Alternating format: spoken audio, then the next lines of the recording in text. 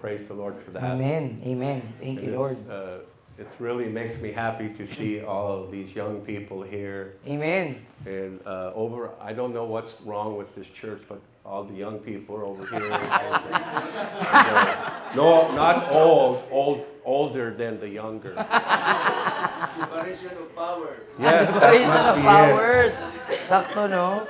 Nalipan. It's the sheep and the goats. Maybe the wheat and the tares, I don't know. Nalipay siya nga, Ginoo nga pud ni. Nga nalipay siya nga nakakita ninyo ang mga batanon, pero nabantayan niya nga ang tanang mga batanon diri naglingkod. Kanya mga idaran kay naa diri naglingkod, no? Hinawayon. Judgmental. Oh, praise the Lord. But the Lord needs He needs the fiery passion of the youth. Amen. No, Yeah, ang Ginoo, yes. ang Ginoo yes. nagkinahanglan We love siya the youth. sa inyo ang nagbaga nga gakalayong mga kasing-kasing mga batanon. You're the next generation of world changers and history makers. Amen. Kay kamo ang sunod nga henerasyon sa mga magdala og kabag-uhan ug mubago sa kasaysayan. But don't look at them like you don't need them, because we need the older people's wisdom and experience. Amen. No? Dili nato lantaw ng Amen. mga idaran or mga naguna nato sa pangidaron nga wala na sila gamit or di na nato sila kinahanglan tungod kay nagkinahanglan ta sa ilang kaalam ug kasinatian. So you notice how I didn't identify with them. Nakabantay mo nga wala I niya said them don't judge them. nakabantay mo nga wala niya giapil ang iyang kaugalingon sa mga idaran. Because I'm not- Ingon yun siya nga sila. Wala tiyo lang tawo. Kay para niya di pa daw sa tigulang. Amen. But we need each other. Seriously, we need each other. Amen. No nagkinahanglan ta Oh, sa yeah. usa-usa. Amen. Yeah, we need the children too. No nagkinahanglan po ta sa mga bata. Praise God. Amen. So those who have more experience, been walking with the Lord a lot longer, God will take you as high as He can take you. Amen. And it's up to us. I'm identifying with them now because I'm just going to say something good. O, karon iya nang gihilay yang kaugalingon nga apil na siya sa mga idaran kay nindot daw yang ingon. It's up to us that what we leave to the next generation is that our ceiling would become their floor. Amen. No, so para sa mga naguna sa pangidaron, mga idaran na, ang inyong kasinatian, mao ang inyong ikabilin sa mga nagsunod nga henerasyon tungod kay ang pinakataas nga maabot ninyo sa inyong pagpangalagad, mao ang inyong pinakaatop diha magsugod ang mga batanon, mao sinugdanan, mao isalog sa mga sunod nga Does henerasyon. that make sense to you? No, nasabtan ba nato? Because many times we don't impart to the next generation and we go high and then we're lost, we're gone. And this next generation has to start over Tinuod yun. and then work their way up. But if we leave them at our ceiling, then they can go higher and then they can take the next generation even higher. Amen. Okay, kasagaran na nahitabo manggod sa bisan sa pagpangalagad sa Ginoo ba kay kadtong mga naguna sa pangidaron kay naamoy makabot nga pinakataas na ninyo nga makabot. Pag mawala na mo sa kalibutan, dili malinta na ba nga ipasa day na dapat sa mosunod nga henerasyon. Kaya para ang mosunod nga henerasyon diha mo magsugod sa ilaang gisugta kung asa natapos ang miagi nga henerasyon. So, kung dili mapasa ang mga nagsunod nga henerasyon mag-ugmad na pud balik, magsugod na pud sa uno. Imbis nga didto magsugod sa kung asa ni hunong ang naguna nga henerasyon sa atoa. Praise the Lord. Hey, Pastor, I feel like I'm a lion in the cage and I can only go from here and then to here, back and forth. Pamati daw niya mura sa leyon nga naa sa hawla. Kay gamay-gamay ra gyud ang iya ang kuano, I malakwan. hope it's okay if I also go out here. Oh, anak. Oh, naro man din na. May gabi, Hapon pa dan. may gabi, ma'am. Well, maybe it's not gabi yet, but Hapon. it's going to be hapon. Yeah. So praise the Lord. So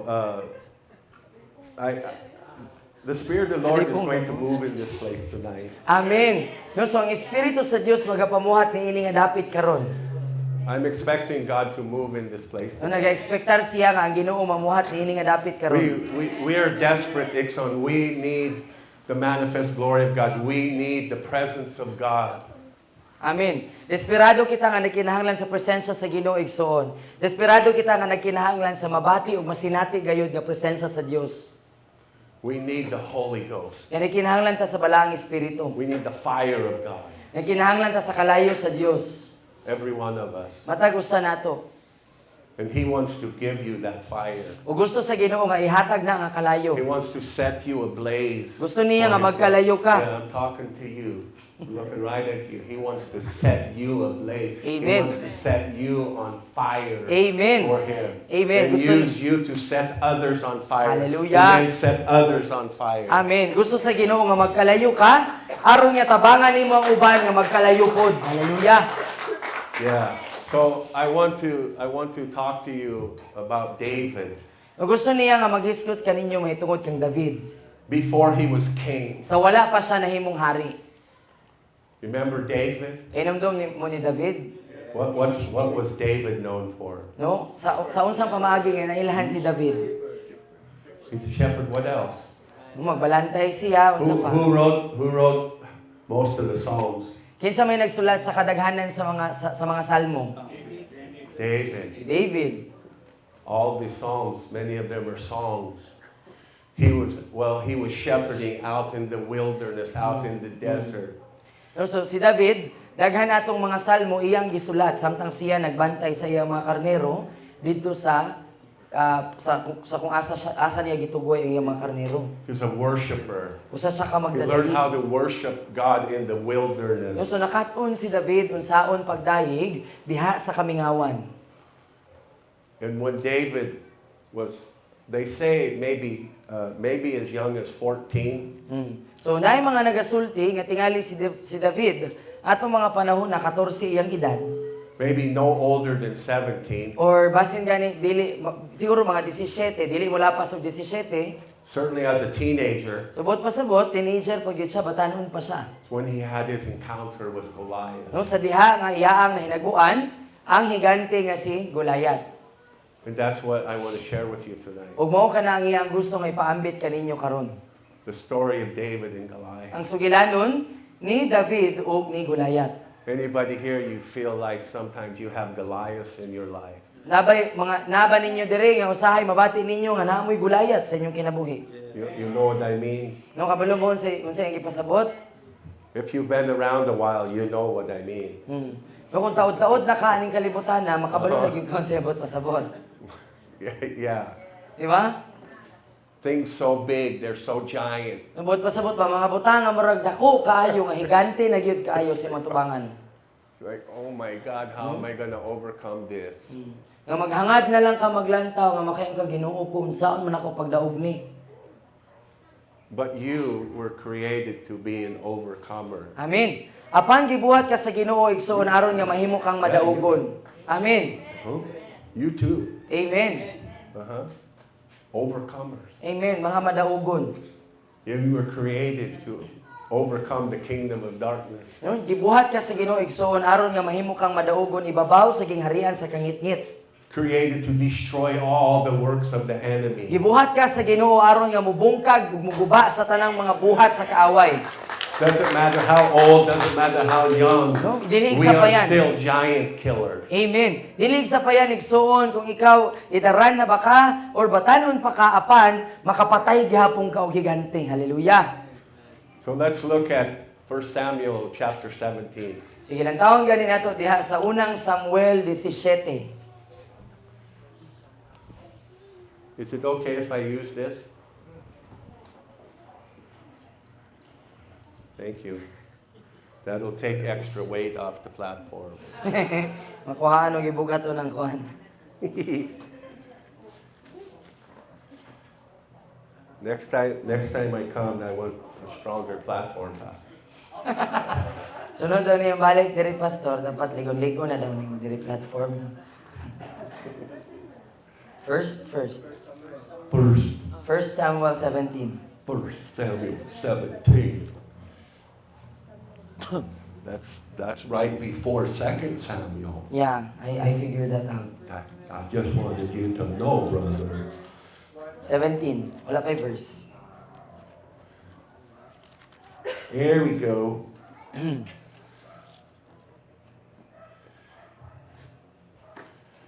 You were all created to be giant killers. Amen. Gibuhat mong tanan para nga para aron nga mahimo kang mupatay og gigante. See, Goliath, he was a Philistine. No si Goliath usa ka Filistihanon. The Philistines, they were considered by the Jews as really dumb, crass, overbearing, wicked, evil. So ang mga Filistihanon kaaway gid sila sa mga Hudeyo. So ang mga Hudeyo inig moingon gani kay Filistihanon para sa mga Hudeyo, muna sila tong mga bastos, tong mga dautan, no nga mangharas, nga hambugero. We would just say today like they have no class. So Can you relate to that? They have no class. So sa karon nga lengguwahe kay makaingon ta nga kining mga Filistihanon muni sila tong mga way batasan. Thank you. Yung Oh, good. I can see that better now. tasan ka daw dad. Wow. Taas kaayo. Grabe. Grabe. Praise the Lord. That's good. That's good. Maayo kaayo. Daghan salamat. Dili ka I like ba? it. Oh, Good. That's good. all right. Thank you. So, let's look at this together, scripture by scripture. Let's start with verse 1. Sugod na sa bersikulo 1. The Philistines gathered their armies for battle, were assembled at Succoth. Succoth? Suko. Succoth? That sounds Filipino. They're angry. They're angry. Suko. Which belongs to Judah, and the camp between Succoth and Azekah, Ezekiah, one of those, I don't know. In Ephes Damim. I'm pretty sure this is Cebuano. Pretty sure these things. They sound very familiar. Nga marag Cebuano ang ilangalan sila mga lugar. Yeah. Verse 2, Saul and the men of Israel were encamped in the valley of Elah and drew up a battle array against the Philistines. And the Philistines stood on a mountain on one side, and Israel stood on a mountain on the other side, with the valley between them. So they're drawn up for battle. No, so naandam sila para sa pakigubat. So They're in ready the na sila mountain. makigubat. Naana sila sa mga bungtod. You got a big valley, and you got the army on one side and the other army on the other side. No, naidako kay nga walog sa tubangan sa ilang tunga. Then ang duha ka kampo naa sa nagkalain-lain nga mga bungtod ng kampo. Verse 4, And a champion went out of the camp of Philistines named Goliath of Gath, whose height was 6 cubits and they spanned almost 10 feet. Na? It says here he was almost 10 feet tall. No, so- Wow, that's even taller than me. So si Goliath di ay murag 10 feet. Mas taas more pa than sa 3 iya. meters. No, lapas pa sa 3 ka 3 metros. meters plus. Ang iyaang gitas-on. Taas sa kay Goliath, no? Very big. Taas kaayo. Verse 5, And he had bronze helmet on his head, and he wore a coat of mail, which is metal, and the coat weighed 5,000 shekels of bronze. Very heavy. I don't know how much a shekel weighs. Yeah. No, so bugat kaayo ang gisuot ni Goliath. But he's wearing armor, heavy armor. No, bugat nga armadura ang He's gisuot ni big, and Goliath. he's tall, and he's wearing heavy armor. He had bronze shin armor on his legs and bronze javelin across his shoulders. Do you know what a javelin is? Kabalo mo sa ng javelin? Bangkaw. Yeah, that's it. And the shaft of his spear was like a weaver's beam. His spear's head weighed 600 shekels of iron, just the head of the spear. And the shield bearer went before him. Okay. Is it your turn? Yes. Well, why are you being quiet? I'm waiting because I thought that you would continue reading. No? So, ang tumoy sa iyang How long have we been working together? Sometimes here ko man good. No, so ang tumoy sa iyang bangkaw kay bugat ang gibugaton kay 600 shekels nga puthaw. Unya ang nagbitbit sa iyang armadura naguna sa iya. Verse 8, Goliath stood and shouted to the ranks of Israel, "Why have you come out to draw up for battle? Am I not a Philistine? And are you not servants of Saul? Choose a man for yourself and let him come down to me." So sa 8, si Goliath mibarog ug misagit ngadto sa mga nangulo sa Israel. Nganong niduol man kamo alang sa pakigubat kanako? Dili ba ako usa ka Filistihanon ug dili ba kamo mga alagad man ni Saul? Pamili kamo og usa ka tawo diha sa inyong kaugalingon ug panauga diri kanako. Verse 9, "If he is able to fight with me and kill me, then we will be your servants. But if I prevail against him and kill him, then you shall be our servants and serve us." Sa 9, kung kanang tawhana nga inyong gipili aron nga makigubat kanako, makapatay kanako, nan kami mahimong inyong mga sulugoon. Apan kung ako makadaog batok kaniya ug mapatay nako siya, kamo ang mahimong mga sulugoon ug mualagad kamo kanamo. Verse 10, Sa 10, "And the Philistines said, I defy the ranks of Israel this day. Give me a man that will fight together, that we may fight together." ug ang Filistihanon niingon nga akong gibugal-bugalan ug gihagit ang mga pangulo sa Israel niining adlaw. Tagaya ko usa ka tawo aron nga makiglantugi kanako. And when Saul and all Israel heard the words of the Philistine, they were dismayed and greatly afraid. Ug sa diha nga si Saul ug ang tibuok Israel nakadungog niini nga mga pulong sa Filistihanon, sila na dismaya ug nahadlok pag-ayo. See, Igsoon, the Philistines, they represent the kingdom of darkness. So kining Filistihanon igsoon or kining mga Filistihanon girepresentar nila ang gingharian sa kangitngit. And the Israelites, they represent the kingdom of God, the Okay. kingdom of righteousness. O kining mga Israelita igsoon, sila po nang nagrepresentar sa gingharian sa Dios, ang gingharian sa kahayag. They were mortal enemies. No, so mortal gyud ni sila nga kaaway. And we have mortal enemy today. No, o kita pod karon igsoon Diba? natay mortal nga kaaway, di ba? Who's our mortal enemy? Kinsa man na atong kaaway? Satan, the demons. No, si Kingdom of Satanas, ang gingharian sa kangitngit, ang mga demonyo. Diba? Mm. And they were mortal enemies. And here, this giant of a man, he's defying them and he's daring them and he said, "Who will fight me?" Because in his mind, he said, "There's nobody who can beat me. There's nobody can defeat me." No, so kini nga Filistihanon igsoon, kay iyang gihagit, iyang gibugal-bugalan ang mga Israelita, ang mga alagad sa mga anak sa Ginoo. Iyang giingnan ba nga, kinsa may makasukol nako, kinsa may makapildi nako. Kay kining Filistihanon nagtuo sa nga wala gyud makapildi niya. And Saul, he's the king. He's the king of Israel. Then ani nga panahon ang hari sa Israel kay si Saul. And they were dismayed and greatly afraid. No, dayon silang tanan nga mga Israelita na dismaya ug hilabihang natalaw o nahadlok. Even though they were Israelites and they represented the kingdom of God, they represented the glory of God, and they had God on their side, it says they were afraid. No, so bisan pa man nga sila mga Israelita na, dayon nakabalo sila nga ang Ginoo dapig sa ilaa, dayon kabalo sila nga ang Ginoo mulaban gyud sa ilaa, miabot gihapon ang punto sa ilang kinabuhi nga sila nahadlok ug nadismaya. And so that's like many in the body of Christ today. Ug daghan gihapon nga sama ni ana igsoon sa lawas si Kristo karon. They hear defiance. They hear the voice of the enemy. They are being challenged. Their very lives are being challenged. Their spiritual life. No, naay daghang mga Kristohanon igsuon nga madungog nila ang mga hulga sa yawa ba.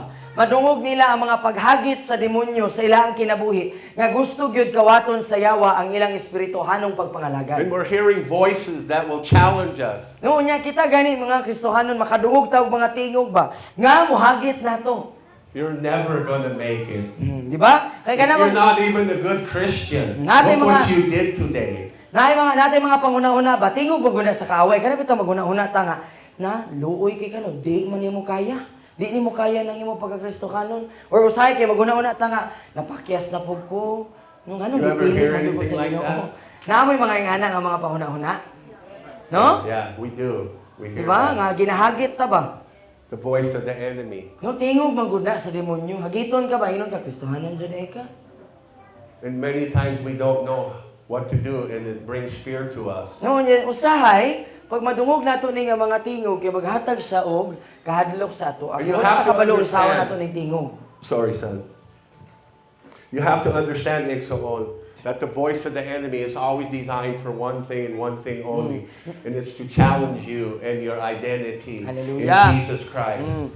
No, kinahanglan nga masabtan nato igsuon nga ang tingog sa yawa gidisenyo gyud na sa demonyo igsuon aron nga hulgaon ka ug mag-question ka, magduha-duha ka sa imong pag-ila sa imong kaugalingon diha kang Kristo Jesus. Everything the enemy says to you, Ixon, is designed to put fear in you. Okay, ang tanan nga gusto, ang tanan nga iingon sa demonyo sa imuha, kay gidisenyo gyud na para nga magbutang og kahadlok diha sa imuha. All the threats are designed to put fear in your heart. Nung tanang mga paghulga, gidisenyo na siya para nga butangan og kahadlok ang imong kasing-kasing. All the threats are designed for you to question your identity. Who am I? Ang tanan nga mga paghulga sa yawa igsoon gidisenyo na siya aron nga ikaw magduha-duha o mag-question. No nga kanang mawala ang malibog ka o mawala ka sa imong pag-ila kung kinsa gyud di ay ka diha kang Kristo. The enemy is a bully. Okay, kining demonyo igsoon, kining yawa kay bully siya, meaning He's kana a big bully. no, siya mo'y kinadak-an nga mangharas. Hulgaon ka, hadlokon ka, Uh-oh. sakiton ka. Di ba, tinuod?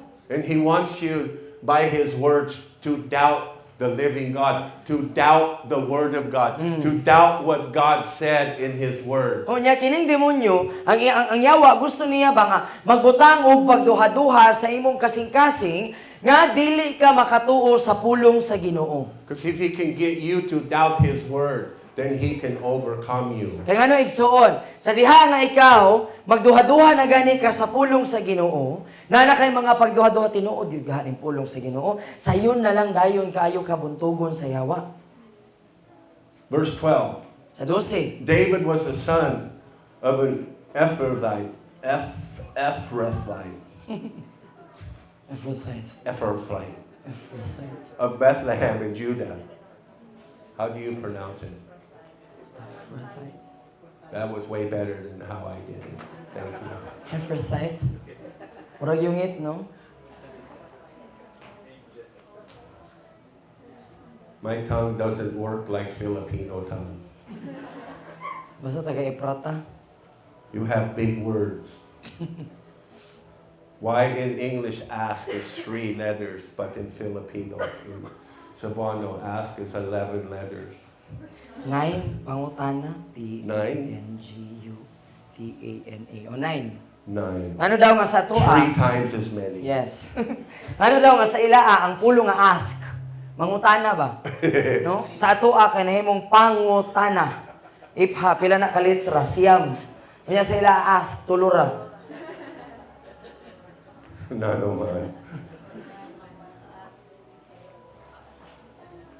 So he was Bethlehem in Judah named Jesse, who had 8 sons. Jesse in the days of Saul was old. Old, tigulang. Advanced in years. Tigulang. Verse 13. His 3 eldest sons had followed Saul into battle. Their names were Eliab, the firstborn. Next, Abinadab. And third, Shammah. That sounds like tongues. Speaking in tongues. Shammah. Shammah. Uh-oh. Verse 14. David was the youngest. We got any youngest ones here? Nanan nyo dire nga kanang You're the kinamanghuran. youngest in the family. You're the youngest sibling. Who? Kinamanghuran. You're Nay the kinamanghuran youngest sibling? dire. Ay, she's youngest. Yeah.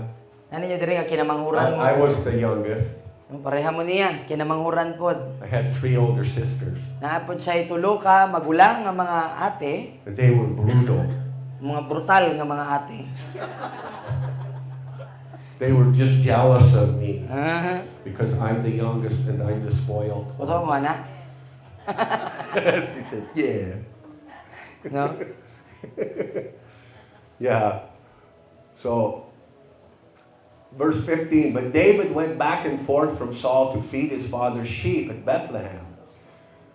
He was just a shepherd. He's a teenage shepherd No, so out si- in the fields. Si David ani nga panahon kay kanang magbalantay og mga karnero.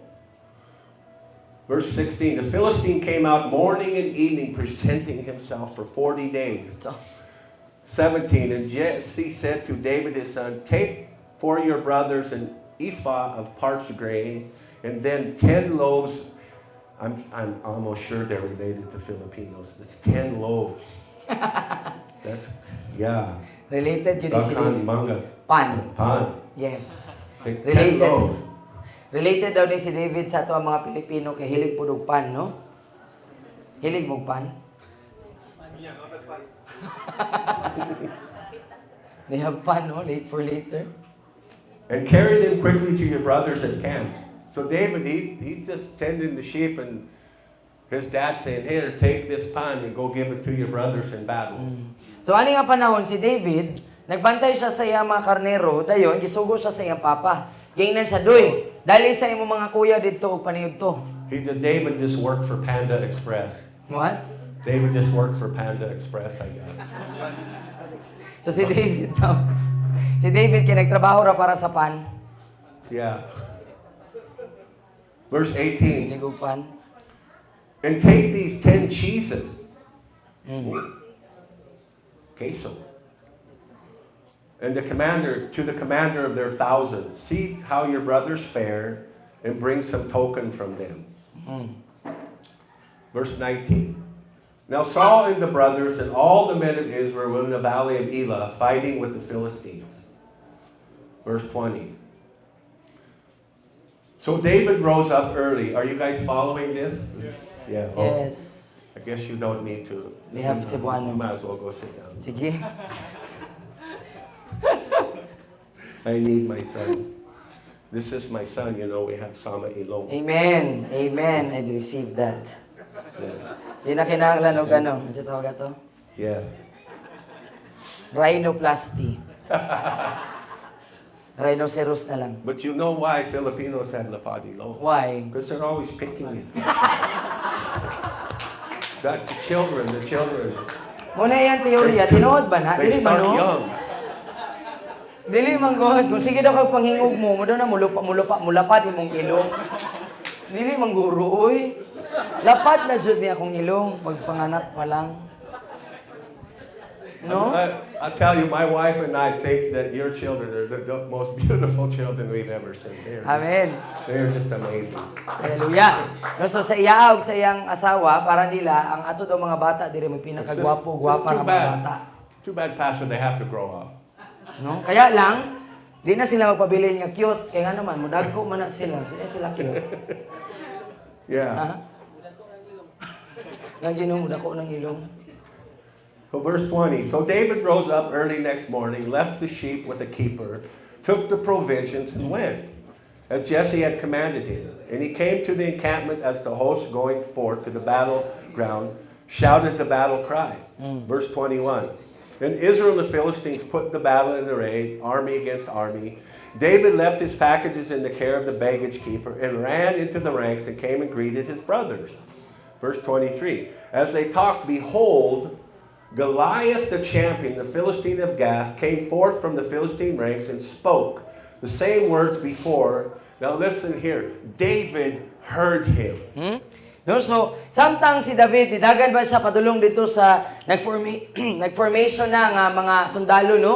So nidagan siya para nga gumustahon ang iyang mga kuya Dayon, samtang nagsulti si David sa iyang mga igsoon, nitingog si Gulayat. Dayon nakadungog si David sa giingon ni Gulayat. Okay, where these snacks come from? Adaw gi kaninyong These snack. are your snacks. If you're going to bring snacks, you bring snacks for everyone. Okay? Because it's not fair to sit in front. Kung Not mag-snack fair to sit daw in mo, front eating snacks. They're all gutom kaayo back there waiting, he's looking at your snack, he's coveting your snack. He's not paying attention to the message. kung magdala daw mo og snack, palitan po daw ninyo ang uban. Eh para walay Those things are magselos. good, labi kaayo.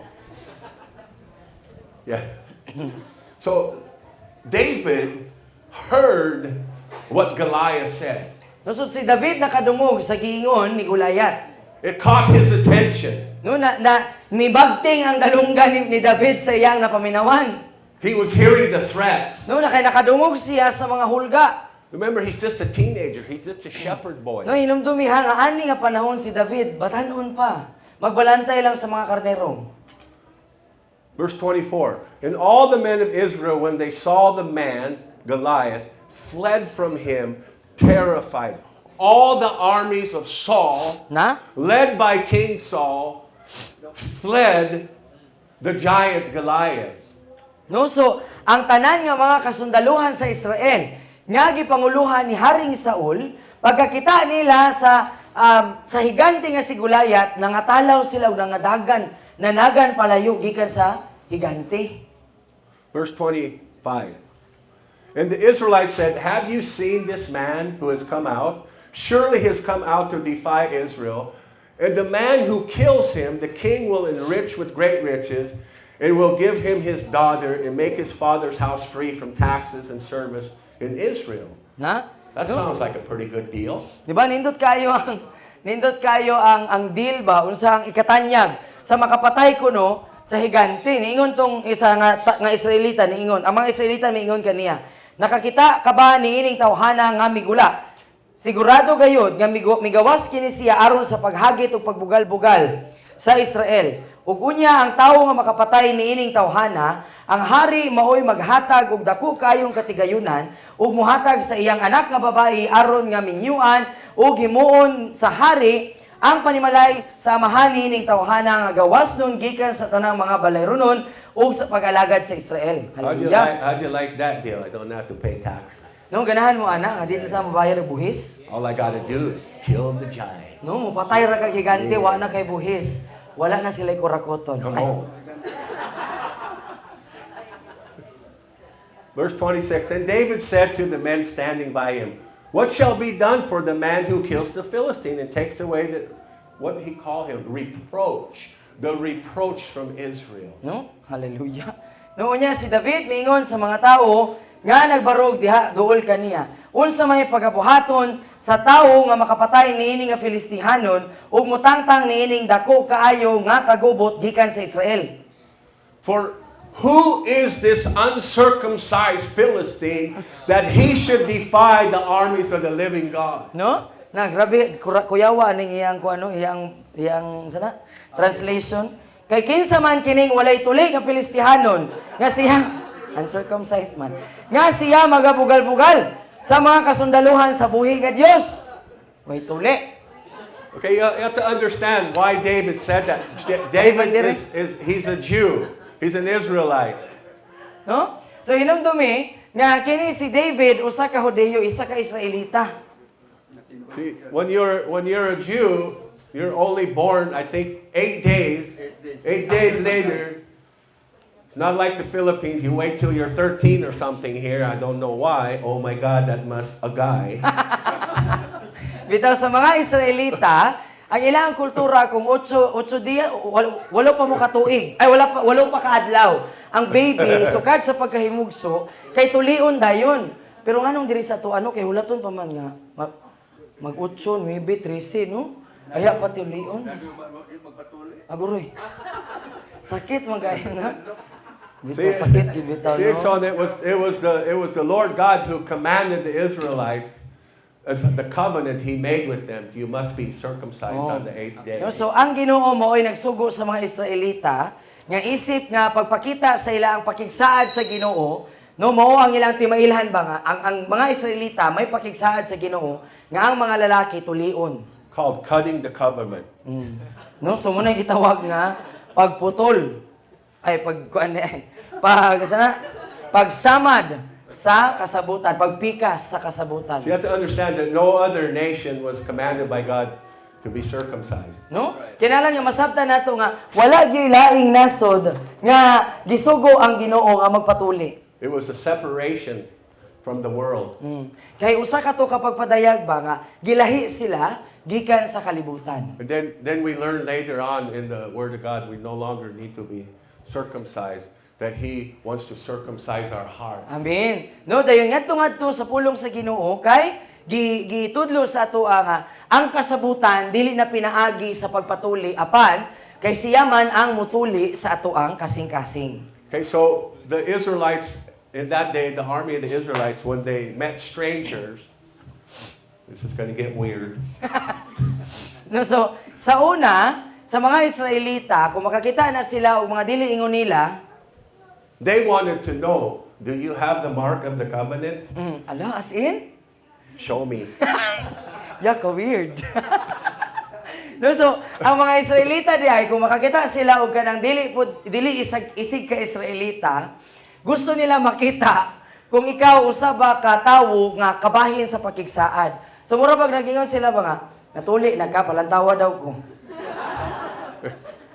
But if you didn't have the covenant, if you didn't have the mark, you knew that you were dead because they were going to kill you on the spot. So, sa ilang panahon, kung ikaw makita kanila nga wa ka natuli, patay gyud ka. Patyon ka kay nga naman, dili ka ingon sa ilaa. No, dili ka kabahin sa pakigsaad.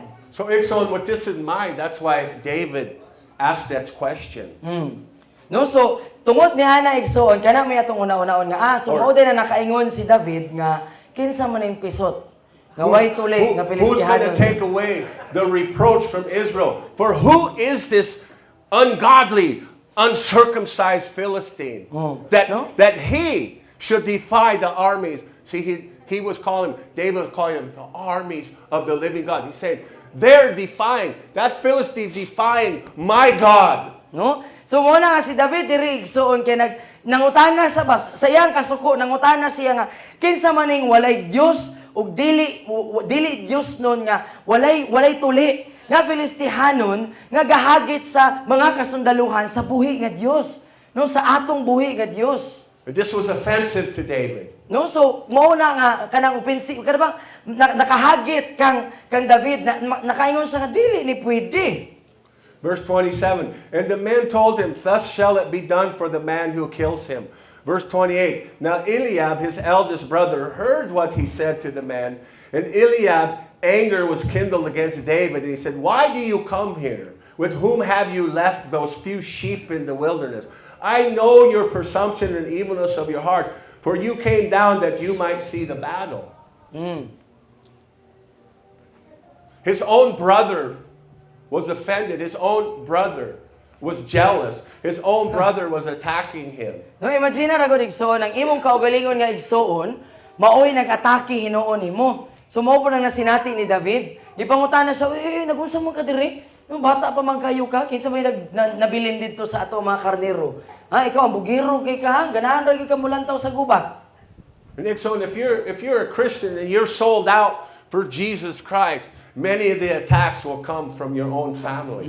No, ikaw igsoon kung ikaw usa ka Kristohanon unya imo gyud nga di-surrender ang imong kinatibuk-an nangalagad gyud ka nga tinuuray sa Ginoo, ang primera gyud ang panguna gyud nga moatake sa imo sa imong pagpangalagad diha sa Ginoo kay ang imo gyud kaugalingong They don't pamilya. understand you. They don't understand your walk with God. No. Why you go to church all the time? Kay dili man na sila makasabot God sa imong pagpangalagad. Muna sige kanila pangutan, sige Ever ka hear sa that? simbahan. Why you go to church? You No. think you're so holy. No, usahay ka inon ka, balaan na gyud Think ka. you're so holy, huh? No, tuo ka, balaan na gyud kay ka. You ever hear something like that? Nakadungog na mo gingana. No, mga pagbugal-bugal ba? That's what his brother was basically saying. Oh, you think you're so holy. O sumura gingana pod ang gibuhat ni Eliab kang David. Nga mura pag iabit taong ginabugal-bugalan si David nga, balaan gyud ay ka David. Verse 29, and David said, what have I done now? Was it not a harmless question? Verse 30, and David turned away from Eliab to another, and he asked the same question. And again, the men gave him the same answer. Verse 31, when David's words were heard, they were repeated to Saul, King Saul, and he sent for him. Saul heard what David said, this little teenage shepherd, No, so and he miabot sent for him. So miabot sa dalungga ni Saul kung unsa ang giingon ni David. So mo ang gipatawag ni Haring Saul si David. Now let's look at what happens there. No, dahil lantaw na ito sa iyong hitabo sunod.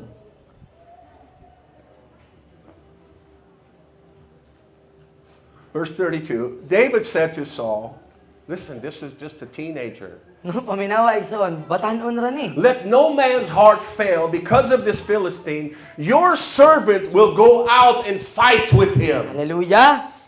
Pagkaisuga. No? Hallelujah.